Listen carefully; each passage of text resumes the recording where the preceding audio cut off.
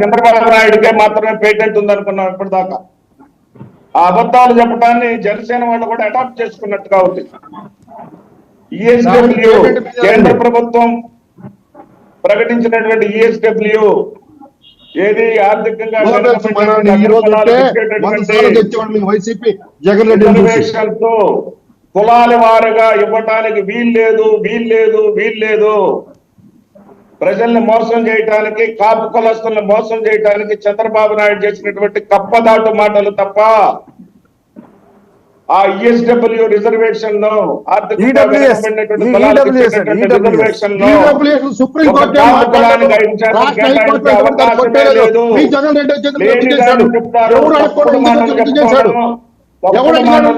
ప్రజలను ప్రభావితం చేయడంలో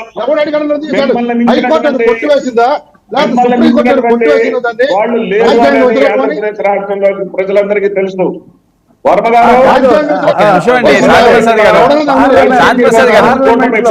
గారు సామాజిక రాష్ట్రాలు ఏ కులాలైనా సరే చర్చించవచ్చు అని చెప్పి పార్లమెంట్ లోక్సభలో రఫీ గారు దయచేసి ప్యానలిస్ట్ లో ఒకసారి వినండి ఒకసారి. మీరు మాట్లాడుతున్నప్పుడు ఆయన మాట్లాడలేదు, ఆయన మాట్లాడుతున్నప్పుడు మాట్లాడనివ్వండి, మీకు ఇస్తాను నేను, ప్లీజ్. కాపులు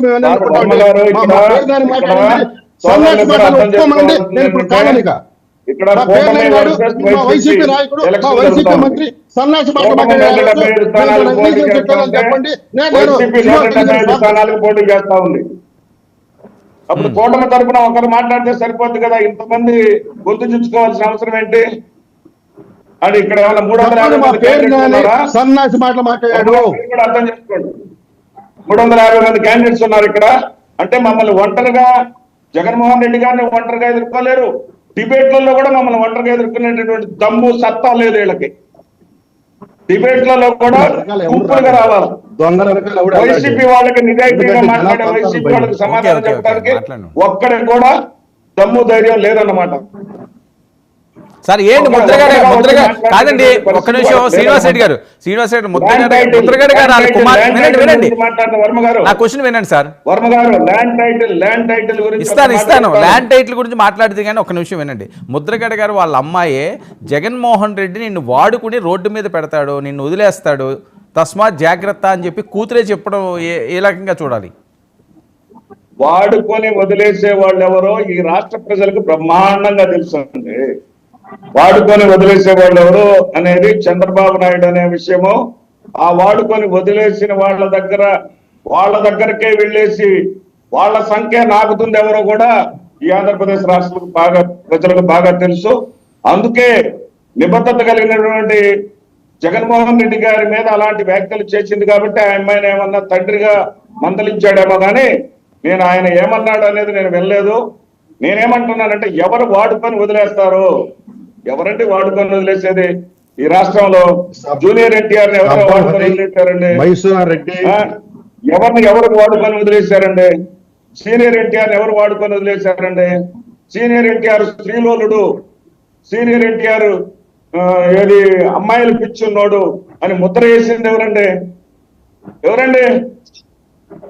చంద్రబాబు నాయుడు కాదా? చంద్రబాబు నాయుడు భజన చేసేటటువంటి వీళ్ళు కదా ముద్ర వేసింది? వాడుకొని ఒక్కడిని చూపించండి. జగన్మోహన్ రెడ్డి గారి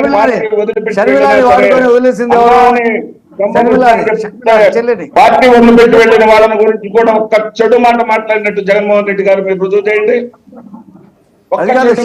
వాడుకొని వదిలేస్తున్నాడు. షర్మిలాని పాదయాత్ర చేయించి 3,500 కిలోమీటర్లు తిప్పించుకొని గోడకేసి బాధినవాడు ఎవడు? తల గోడకేసి బాధినవాడు ఎవడు? మంచి మాటలు అనే ఒక్క పూటైనా వచ్చినాయా? మనిషి పతనాన్ని కోరుకుంటారు, నాశనాన్ని కోరుకుంటారు. గోడకేసి కొట్టినవాడు ఎవడు? వాడుకొని వదిలేసిన వాడు ఎవడు? 3,500 కిలోమీటర్లు తిరిగి అమ్మాయి పార్టీ నిలబెడితే గోడకేసి కొట్టి బయటకు పంపించేసింది ఎవరు? వీళ్ళు ప్రజాస్వామ్యయుతంగా జగన్మోహన్ రెడ్డి గారిని ఒంటరిగా ఎదుర్కోలేరు. అదేవిధంగా టీవీ డిబేట్స్ లో కూడా వైఎస్ఆర్సీపీని కూడా ఒంటరిగా ఎదుర్కోలేక తెలుగుదేశం నుంచి ఒకడొస్తాడు, జనసేన నుంచి ఒకడొస్తాడు. ఏం కర్మ అండి? కర్మ ఇది.